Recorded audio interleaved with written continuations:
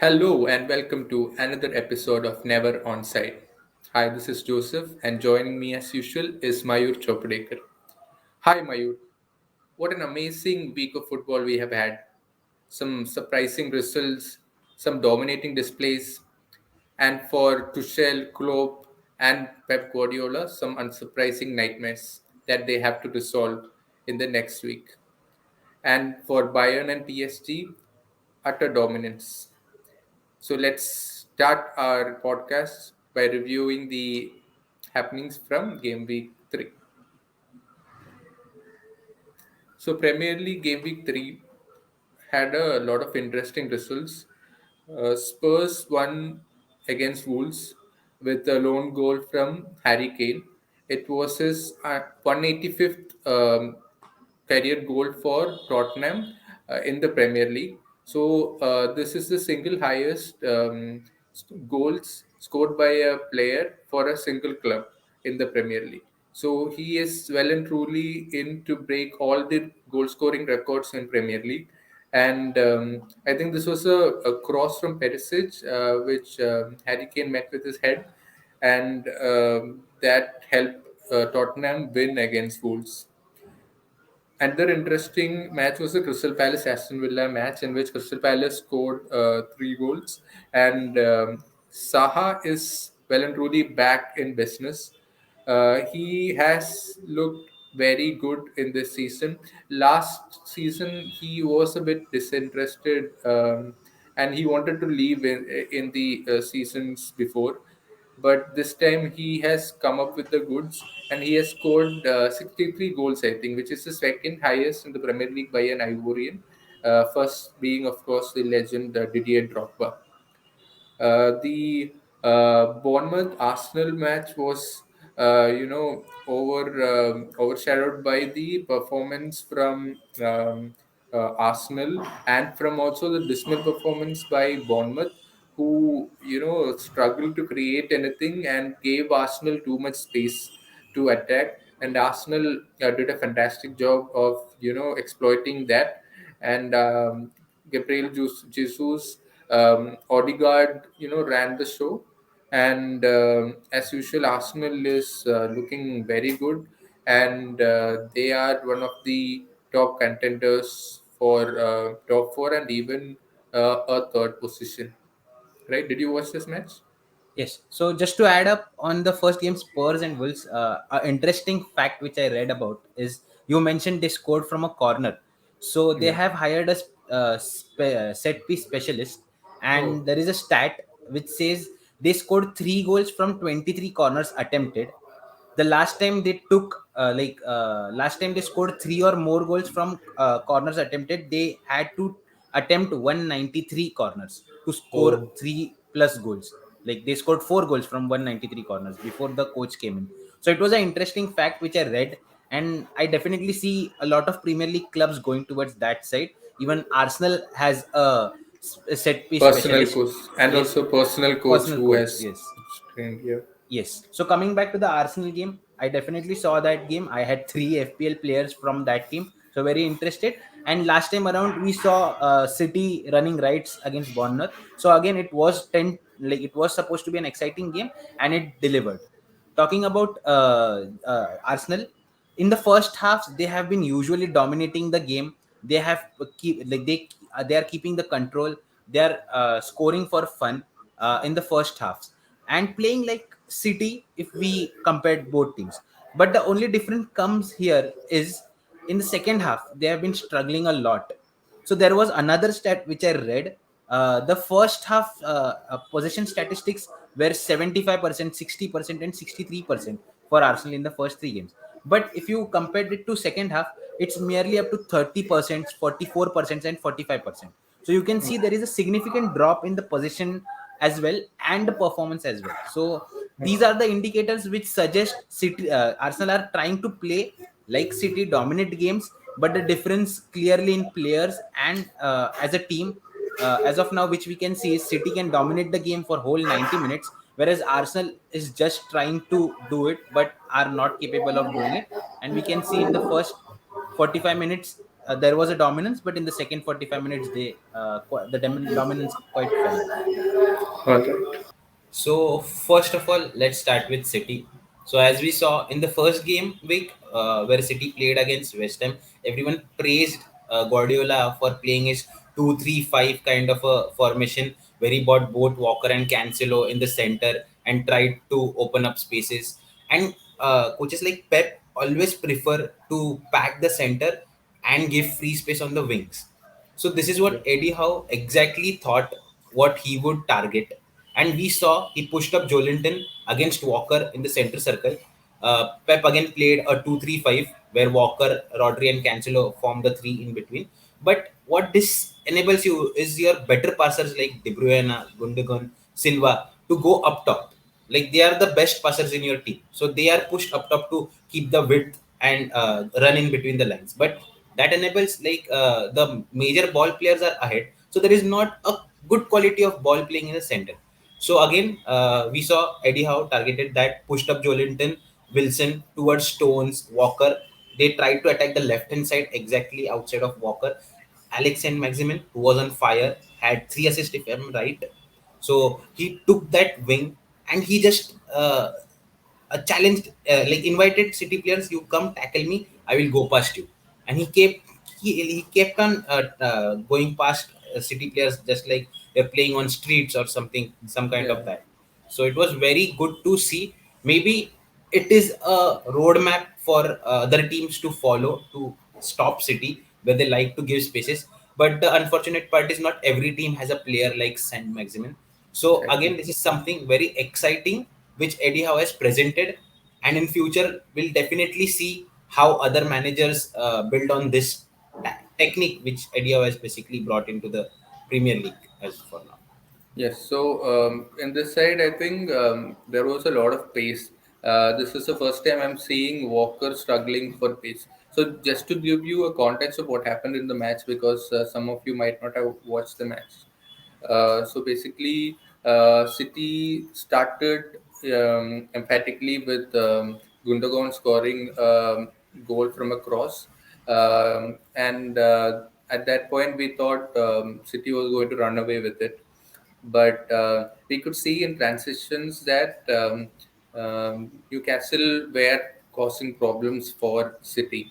And unlike City, there were a lot of transitions happening, and they lost the ball. And what was so what was very template from Newcastle is that they were not afraid to run with the ball, to carry the ball, no matter who it was. They took on their defenders, and Willock I saw was running at Walker at full place, and Walker couldn't cope with it. So it was a very fun match to watch at that point, and then Newcastle equalized, and I think it was Almiron. Was it Almiron that equalized? I guess. Yes, yes. If I remember, yes, yes. If I remember right, it was Almiron from a cross by. From a Uh, chest or something he scored by, which was deemed to be I think offside. from his thighs. Yes, Yeah, so it somewhere. was a funny goal that went in. Yeah, so it was Almiron in the 28th minute, and then it was closely followed by a Wilson goal, which was also assisted by Maxima. And that time, City were struggling, and they couldn't cope with Newcastle. And then in the second half, blinded by Trippier. So it was a free kick around 30 yards, I guess. And Trippier just curled it into the Top. side netting. And it was a splendid goal, something which we were used to seeing Trippier doing at Spurs and for England. And he just rolled back the years, and it was such a beautiful goal to watch. And even the commentator was saying this is the sort of range in which Trippier would back himself to score, and he did exactly that. And at that point, we thought City would be out of it, because it was a 3-1. The score was 3-1 by then.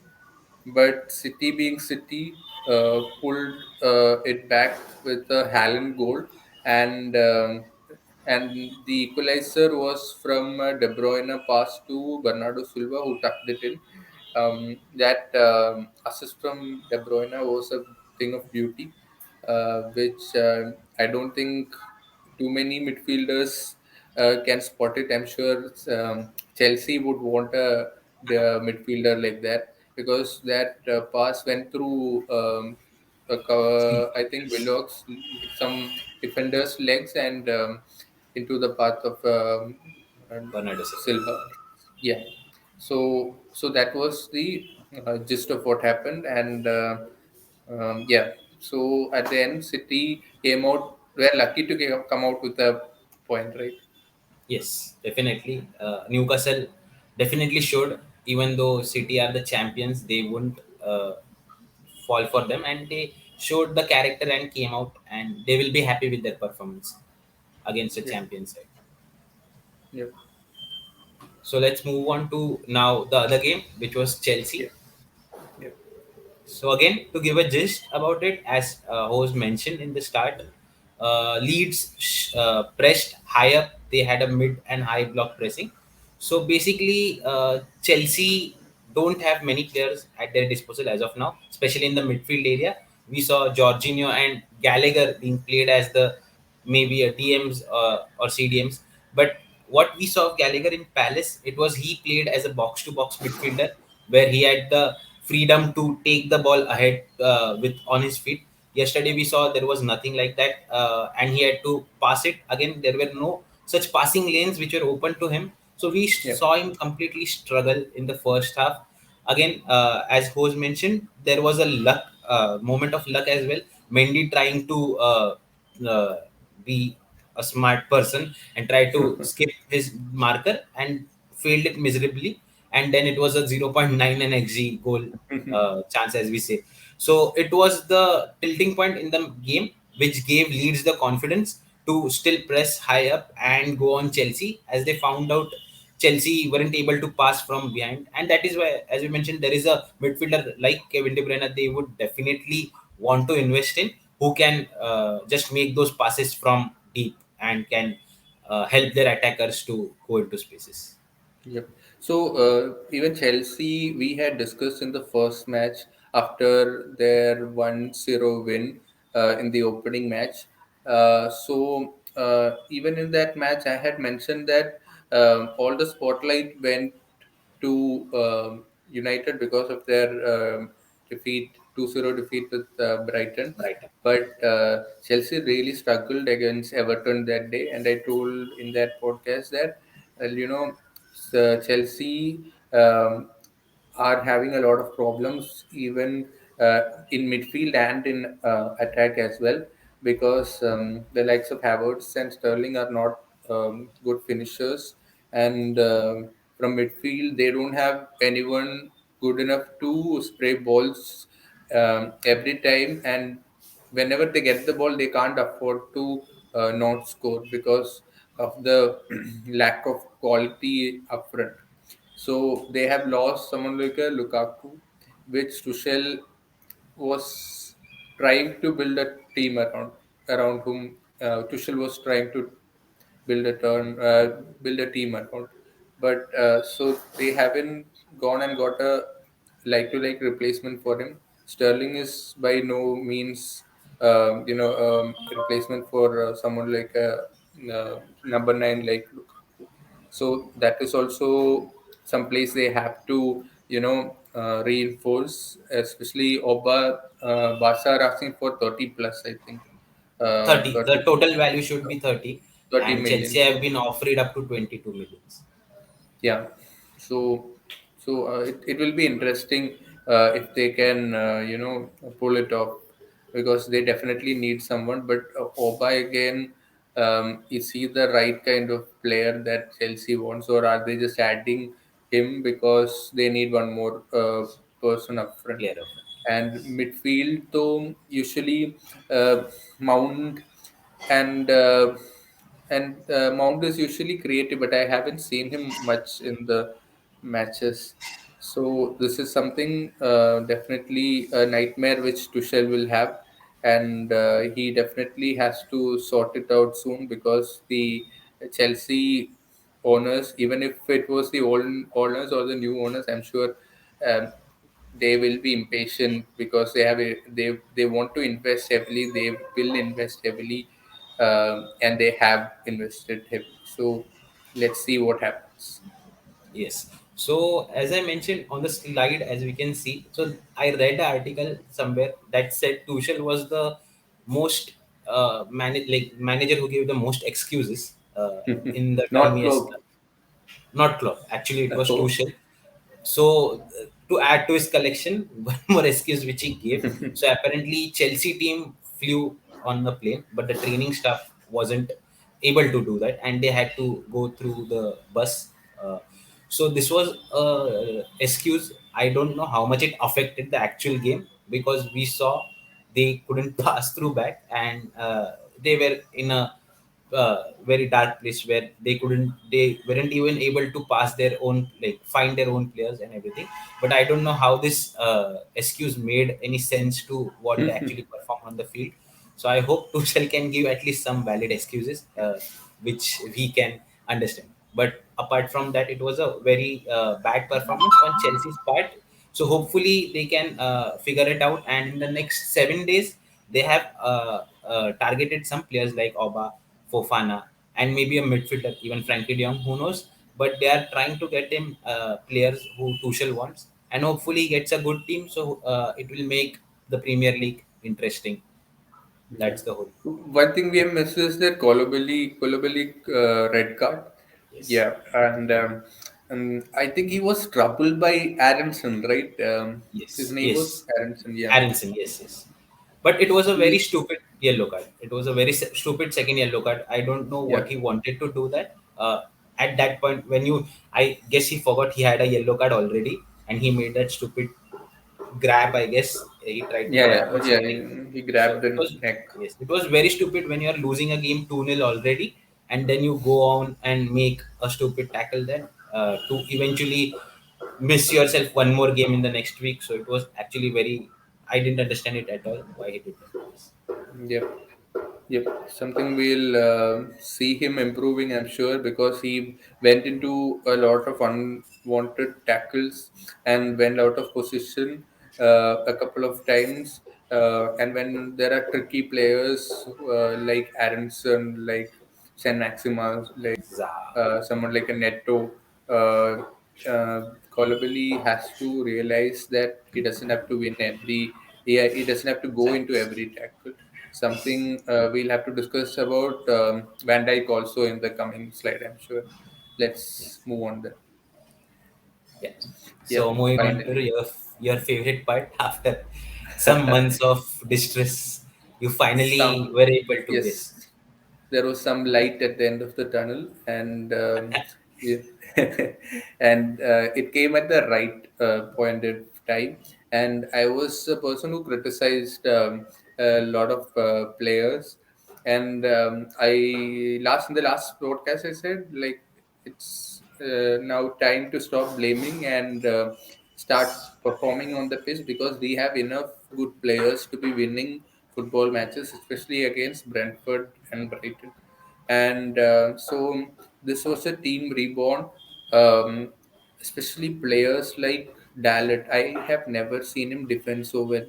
And, arguably Diaz is the best player at Liverpool right now, in terms of form, at least. And to keep him quiet for the whole match, Dallet did an amazing job. So did Martinez, who was also criticized for the Brentford defeat and who was taken off at halftime. So, and also players like Fernandez, who was given the armband, he he took the game by the scruff of the neck and performed. Even from the first minute, I have not seen him run so hard in this season. And Rashford, Elanga, Sancho, they all work for the team. This is what we miss if we have someone like a Ronaldo on the side. because the pressing is not coherent. So what United did was, um, so for those of you who didn't watch the match, it was a 2-1 win for United. It was 2-0 initially. Sancho scoring a brilliant goal, followed by a counter-attacking goal by Rashford. And so what United did was they played a 4-2, almost 3-1, and while pressing they played a 4, almost a 4 in pressing, like 4-4 almost. So basically Elanga, Rashford, Fernandes and Sancho were pressing the Liverpool backline, and they struggled to build play from there. And what Eric Ten Hag had given instruction to the white players, especially Elanga and Sancho, and when Rashford played on the left side in the in the second half, they pinned the fullbacks. Alexander Arnold and Robertson are the biggest threats for Liverpool, and these wingers successfully pinned them back. They pressed from the front, they defended when required, and it was a coherent unit performance. And I was really proud of the team. When Elanga hit the post, I thought it was one of those days when United started well and they couldn't finish, and I thought and Liverpool would come into the game, but United did well.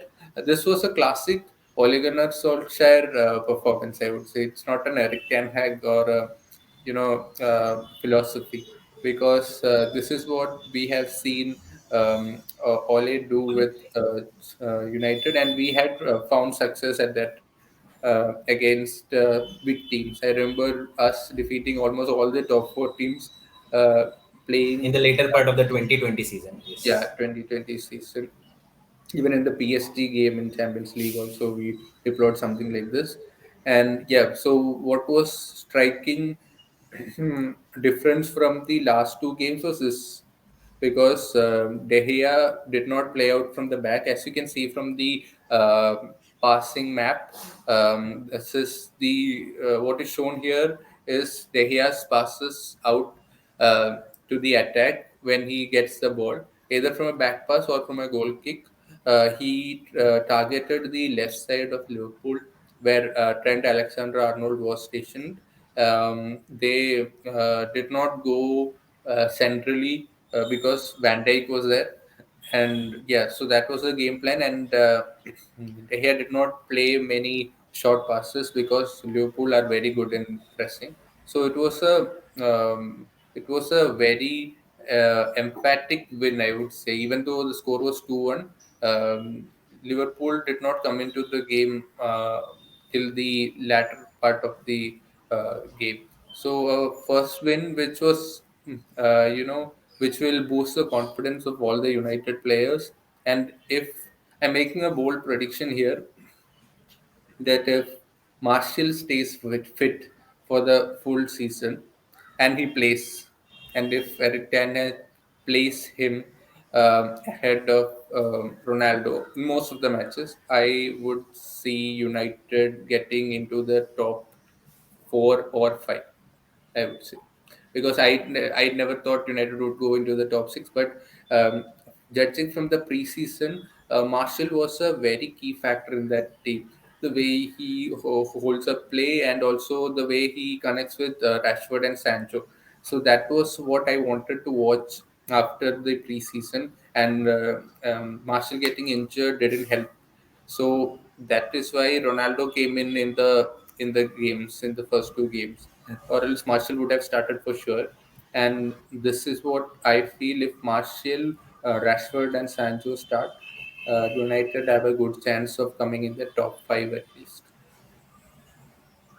Yes. What's your take? So, yes. So, to conclude everything, as you mentioned, in the post game, Eric Ten Hag also mentioned that we missed our best player in first two games, which clearly shows that how much he trusts Martial. And I definitely see him starting over Ronaldo in the ninth position, because I feel he gives much more, as we had discussed already and we know. and Ronaldo might be out on his way. Let's see what happens there.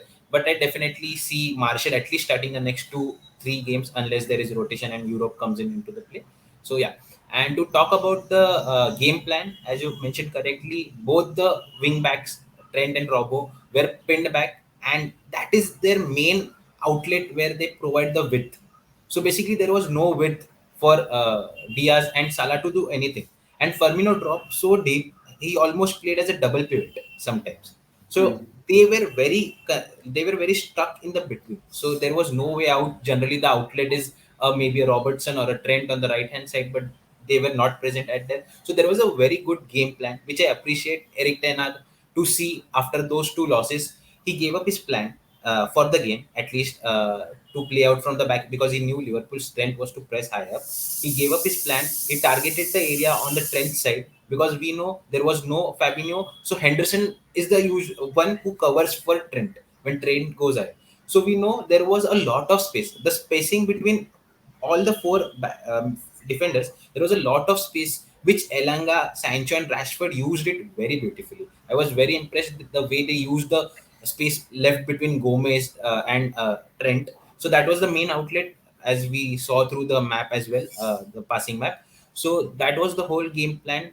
And again, as you mentioned, 2-1 isn't a scoreline which justifies the way United played for almost 80 minutes because the game could have been easily a draw. There were 2 goal line clearances from United, so it would have been an easy draw. Maybe if things on other day went the other way. So It would have I been would a 4-1 or a 2-2 or a 1-1. yes, So yes, that is what would yes. have happened. Yeah. Yes, but I definitely think United deserved the win, and I am very excited to see Ten Hag be adaptable at such a level. And this is definitely a morale boosting game, and I hope they can now go on to their actual game plan, which Eric Ten Hag wants to play from the back and try to get this momentum into the next games which they play. Yeah, so I hope United fans don't get carried away with this win because looking at the Liverpool squad pre-match when the lineup was announced, I thought this was a very below average team with Milner, Elliott, Henderson playing in midfield. Fabinho, I thought should have started. Klopp would have started him if he was fit, but Liverpool also have some glaring issues in midfield when Thiago, Fabinho, Keita are out. So this is something Klopp has to solve in order for the Premier League to have a title race, because or else City have the depth and the playing swagger and the quality to win matches consistently. I know Arsenal and Spurs look good, but throughout an entire season, City would run away with it if Liverpool don't sort this out. So in midfield, they really need some additions, and I'm sure Klopp realizes that, and he will address it, I'm sure. So there were some rumors about Liverpool maybe going for Paredes, the PSG player, who is actually a good addition if it comes through. The source wasn't very reliable, but let's see how that build up. But it is a very good addition to their current midfield players, which they have in case the primary players get injured. So looking forward to that as well. It will be an exciting transfer window, end to the Yeah. transfer window. United is Lot also set to sign some players. They are looking for Anthony from Ajax and Gakpo, Gapco, Gakpo. right? Gapco from PSV. So those two transfers look very likely to happen, and I'm sure United needs that sort of addition as well. With Casemiro is going to slot right in, and I'm sure that Casemiro is not the perfect player that Eric Ten Hag wanted, but he wanted a player who could play and progress the ball. But Casemiro is a Opposite lit player player. who, yes, yes, Yeah, exactly opposite, but it's a but short term but solution. yeah, exactly. So So that is something Eric Ten Hag has to work out how he can, work Use it. his philosophy with that kind of a player. But he is a world class player who has won everything, and I'm sure Eric Ten Hag can find a solution to include him and make the team better. Because once a player like that comes in instead of Fred or McTominay, that itself will free up a lot of space, and players like Fernandez and Ericsson can do well. Definitely. Yep. So moving forward, we have La Liga review. Yeah, Mayur, you can take it. Yeah, so it was an interesting week for the top three teams in La Liga. Madrid again coming out strong, scoring 4 goals, and it was a very interesting game. After Casemiro left, obviously Chouameni, who played in his place, had a brilliant game. Initially, they were struggling a bit to find the movement between Modric, Chouameni, and Camavinga. But eventually, after the first 30 minutes, they gelled quite well, and you could see Chouameni's quality to play in that role of CDM. I'm not sure how will he do after playing 40 games season in that CDM role. Still not sure. Maybe Madrid might be looking for a replacement, like a substitute player or some kind of a player to fill in it. But Chouameni definitely, after that 100 million bid and the pressure on him, he definitely showed why he's worth the money and worth the hype. So it was a good game for Madrid. Fans will be happy after the performance from their team. Coming on to the Atletico Madrid Villarreal game, Villarreal were very good. Last Hmm. pod we talked about how Atletico Madrid played a good game.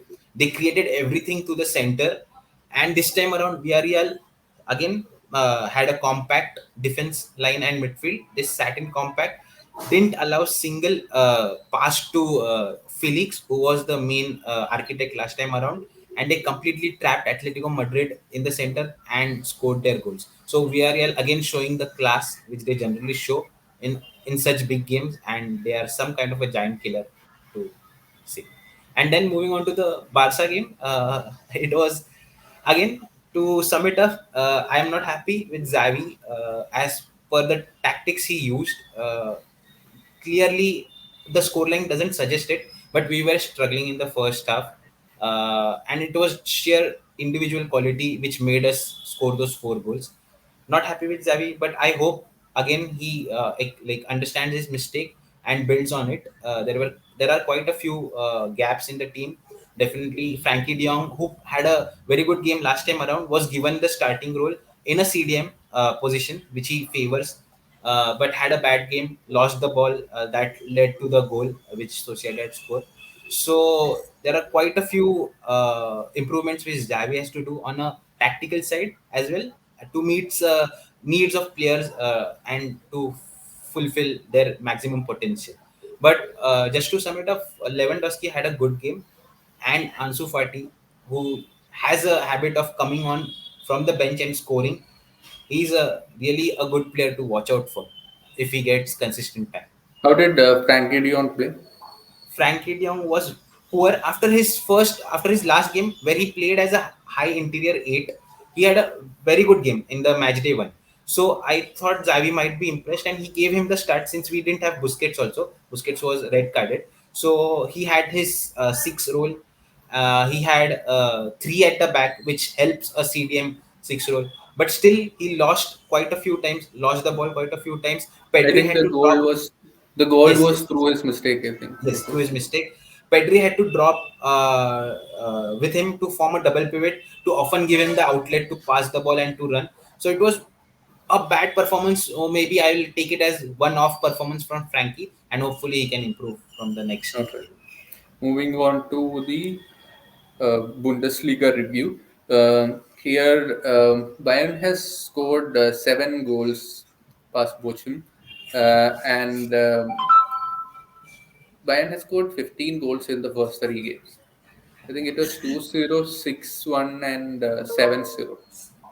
So that is emphatic to say the least. And if you check out the scores in the other matches, other than some upsets like Leverkusen losing 0-3 to Hoffenheim, um, all the games are tight. 1-0, 2-3, 0-0, 1-2, 0-1, 2-1, 1-1. And look at Bayern's 7-0 win.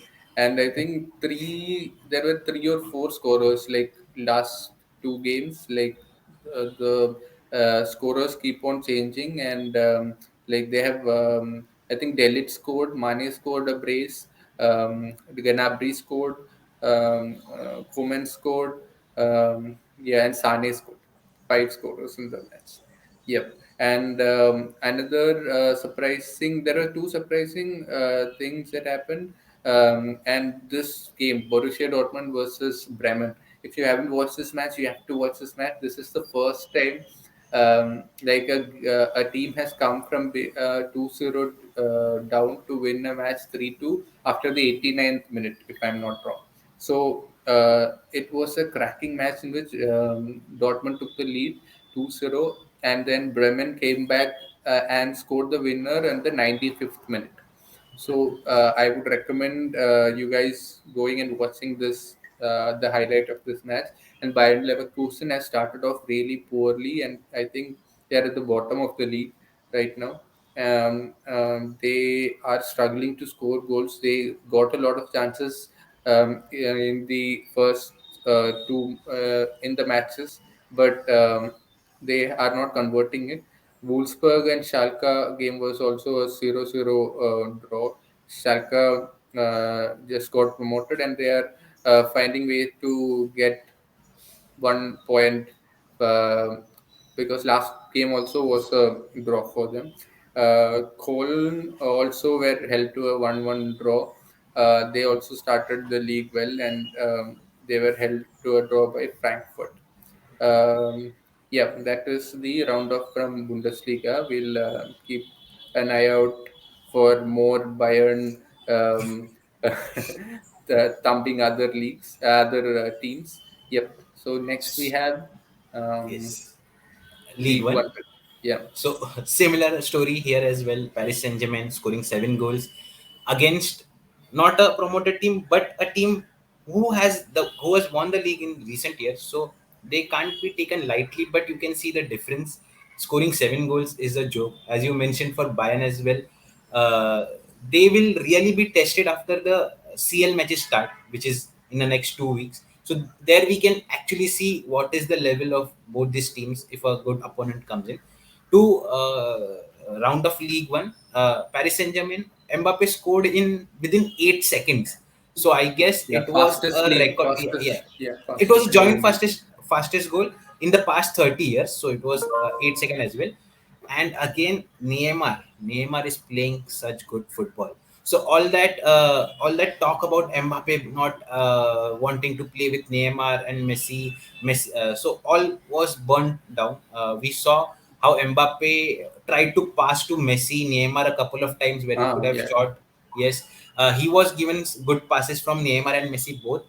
Uh, it's just a fun time to watch PSG play. Neymar, Messi are in full form, and Mbappe is always there to just finish those opportunities. Neymar has assisted around 13 goals and assists in the 3 matches or 4 matches which they have played this season. So that's 13 goal and assist already. That's tally for a whole season for some players. So it's just he's on just a different level. So PSG is very fun to watch at the moment, and it will definitely will see how they perform in once the CL matches start. Other teams like Lille and Nice are one of those amongst the competitors who might challenge it for the top four, but here they lost the matches. Marseille had a good game; they won 2-1. They had a red card as well, so they scored 2 goals and then they had a red card, so it was limited to 2-1, if I'm correct. And or else it would have been a more bigger score line to for them. And Lyon again on form started the weekend 4-1, scoring 4-1. So again, no major surprises apart from Monaco losing. So Monaco is falling a bit off from the days when they had Mbappe and some amount of good players. So since they have been selling, they have not been back into the whole groove which they were known for. So let's see how this league builds up again. And as usual, can anyone challenge PSG? That's the question which we'll be looking to answer over the future weeks. Yep. So this is Serie A. Here, surprising results were Juventus being held to a draw, and Atlanta Milan also the match ended in a draw. Inter Milan and Roma have started well, and Roma a classic Jose Mourinho performance with a 1-0 win. So we'll see a lot more of this from Roma, I'm sure. And Inter Milan have started really strong. So nothing notable in Serie A, but we'll keep an eye for the next match weeks as well, if something comes up. Yes, but it will be a good watch. Syria is definitely very competitive Yeah, this season, yeah, for and past season as well. So definitely a league if you are not watching to tune in to watch some games. So let's now move on up on to our FPL match, FPL game week. So yes, Hose has outscored me this week. yeah. So how does it Finally. feel, Hose? It feels it coincides with the United performance as well. I didn't really notice this.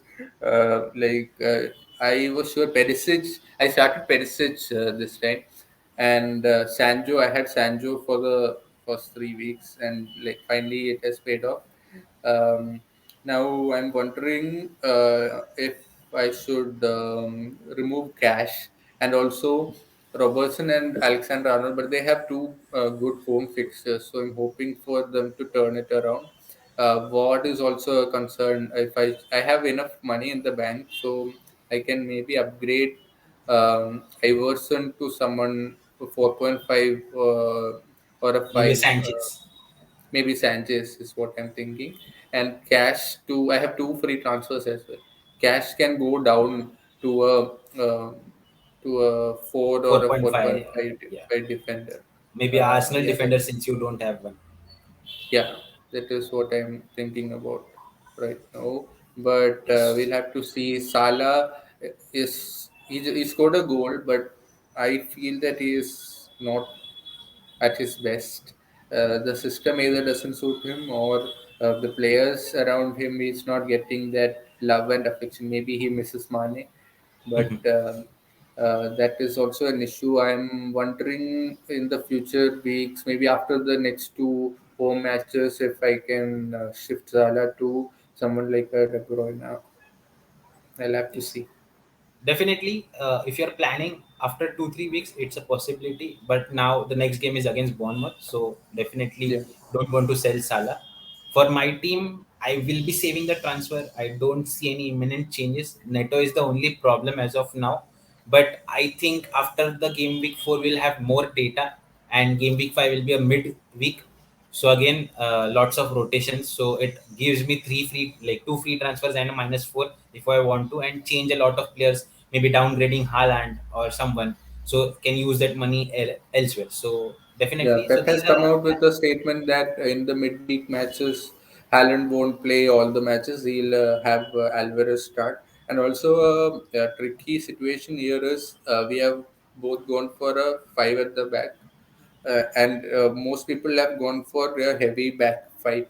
And do we change that to a back four or a back three is the question that is being posted in most FPL community, because none of the top defenders have performed well. Other than this, in this match, Perisic gave a 12 pointer, but in the last two game weeks, he didn't do anything and he came off the bench. So yeah, that is the major concern which the FPL community is having right now. it's always a good template breaker when such thing happens. Yeah, Everyone was going for backfire, so it's good template breaker. Now maybe people will shift from Haaland because Pep has mentioned comments, and there are some unspoken comments from other managers who haven't outspoken it, like who haven't spoken it. That they will be like they will be resting players, but it's definitely a possibility because from game week 4 onwards they will have a midweek till every there will be a match every midweek till the World Cup, which is in November, 16th November. So it will be an interesting part in FPL to see how people now shift from the template, and it will be a time for those who are lacking back to catch up, to go for punts and catch the difference between them. Yeah, so for those of who are watching and who have not joined our league, the league code is given in the slide, and we'll mention it in the description as well. You guys can join and play with us and see how you fare with Mayur. Uh, so we are also planning to have a UCL preview podcast. Mostly we'll do it. And also, what else we have planned, Mayur? Again, we have planned UCL reactions to the Champions League matches and Champions League fixtures, which will be announced.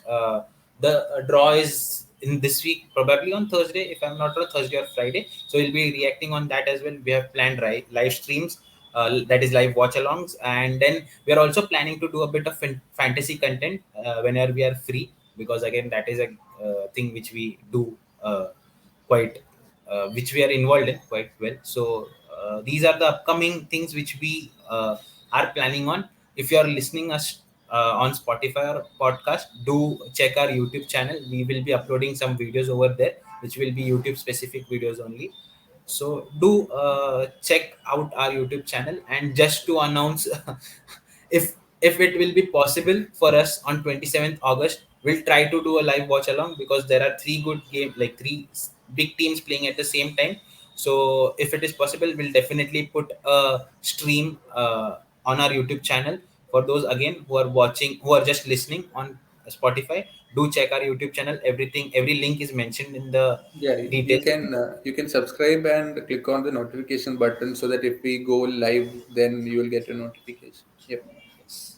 Yes. So yes, that's it for this time. We'll see you next week. Bye. Bye.